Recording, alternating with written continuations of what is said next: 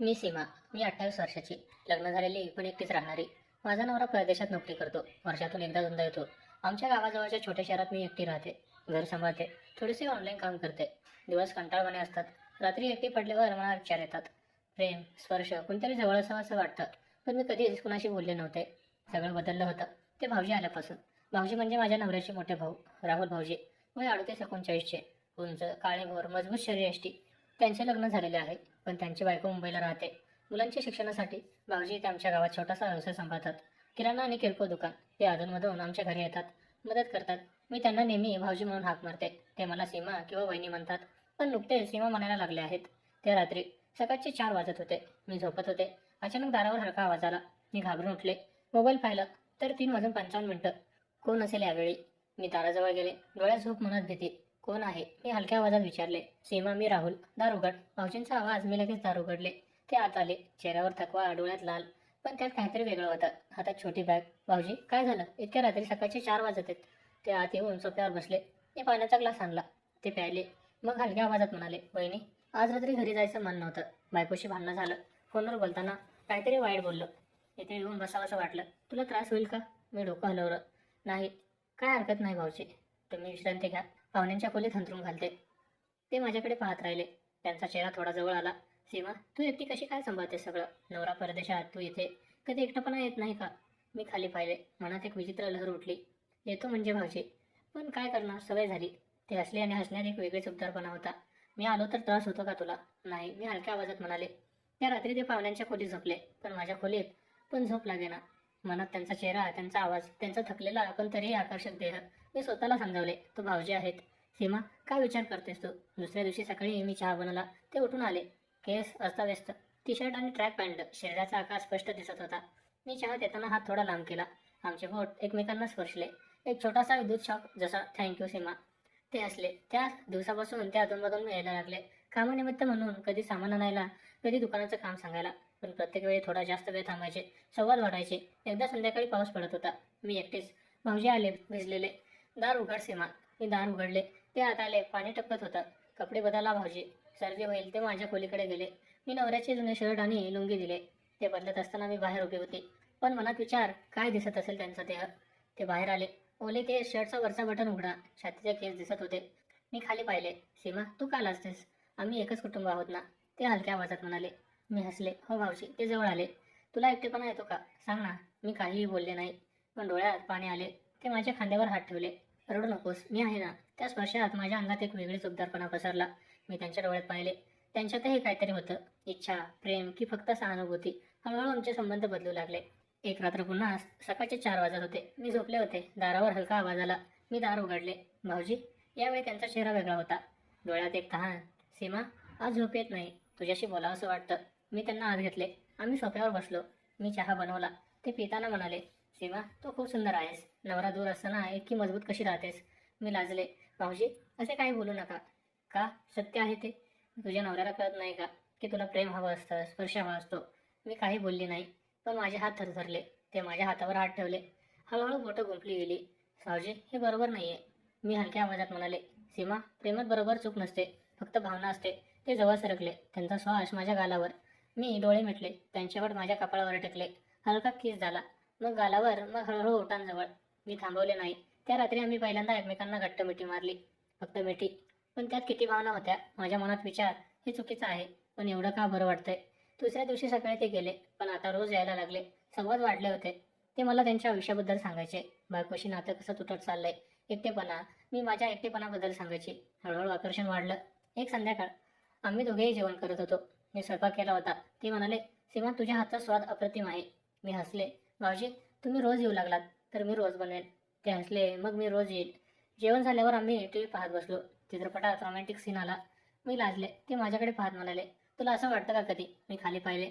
वाटतं, पण काय करणार? ते माझ्याजवळ सरकले. मी आहे ना. त्यांचा हात माझ्या मांडीवर आला. हळूहळू वर सरकला. मी थरथरले. भाऊजी, शांत राहा. सीमा, मी तुला दाखवणार नाही. त्यांचा स्पर्श. माझ्या अंगात आग पसरली. मी डोळे मिटले. ते माझ्या गळ्यावर किस करू लागले. हळूहळू ब्लाउजचा हुक सोडला. माझी साडी सरकवली. खूप सुंदर आहेस सीमा. त्यांचा आवाज खोल. मी त्यांना घट्ट धरले. भाऊजी, मला भीती वाटते. भीती वाटू नकोस. मी तुझ्याबरोबर आहे. त्या रात्री आम्ही पहिल्यांदा पूर्णपणे एकमेकांचं झालो. हळूहळू प्रेमाने भावनेने काही घाई नव्हती. प्रत्येक स्पर्शात भावना होती, प्रत्येक किसमध्ये आकर्षण. माझ्या मनात विचार, हे प्रेम आहे का की फक्त शारीरिक आकर्षण? पण ते फक्त शारीरिक नव्हते. नंतर आम्ही तासनतास बोलत बसलो. ते मला त्यांच्या स्वप्नाबद्दल सांगायचे, मी माझ्या एकटेपणाबद्दल. आम्ही एकमेकांना आधार द्यायचो.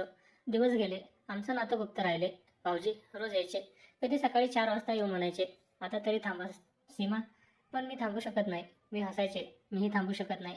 भाऊजी कधी आम्ही रात्री बागेत फिरायचो, हातात हात घालून, कधी चित्रपट पाहताना एकमेकांच्या मांडीवर डोकं ठेवून, कधी स्वयंपाक करताना ते मागे मिटून मारायचे. एकदा मी म्हणाले, भाऊजी लोकांना कळलं तर? ते हसले, कळू द्या, पण आता फक्त आपण आहोत. भावनिक आकर्षण हळूहळू वाढत गेलं. मी त्यांच्याशिवाय राहू शकत नव्हते, ते माझ्याशिवाय. एक रात्र पुन्हा सकाळचे 4 वाजत होते.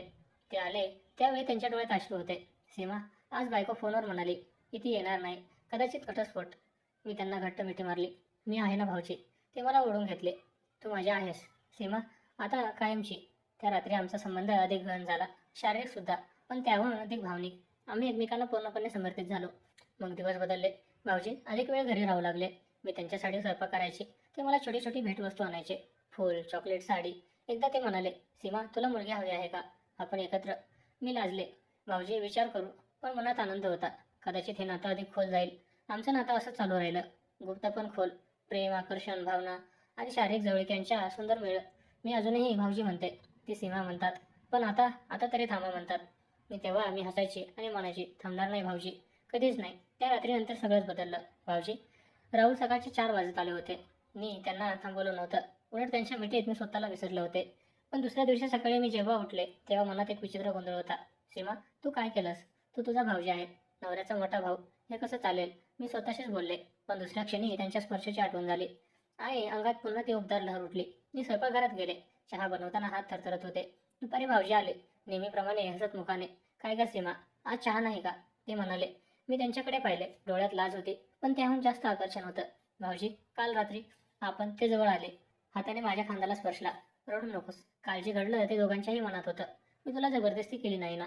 नाही, मी हलक्या आवाजात म्हणाले. पण आता काय होणार, लोकांना कळलं तर? ते हसले. त्यांचं हसणं नेहमीप्रमाणे उबदार होतं. आता फक्त आपण दोघं आहोत, बाकी सगळं नंतर बघू. त्या दिवसापासून आमचं नातं हळूहळू खोलात जाऊ लागलं. भाऊजी रोज यायचे, कधी दुपारी, कधी संध्याकाळी, कधी रात्री उशिरा. आता तरी थांबा असं म्हणायचे, पण मी त्यांना थांबवत नव्हते. उलट मी त्यांना थांबवायला सांगत नव्हते. एक संध्याकाळ पाऊस जोरात पडत होता. मी स्वयंपाक करत होते. भाऊजी मागून आले आणि मला मिठी मारली. त्यांचे ओले हात माझ्या कमरेवर. सीमा तुझ्याजवळ असताना सगळं विसरून जातं. मी त्यांच्या छातीवर डोकं टेकवलं. भाऊजी मलाही असं वाटतं. नवरा फोनवर बोलतो, पण त्याची वेगळी, तुमची वेगळीच आहे.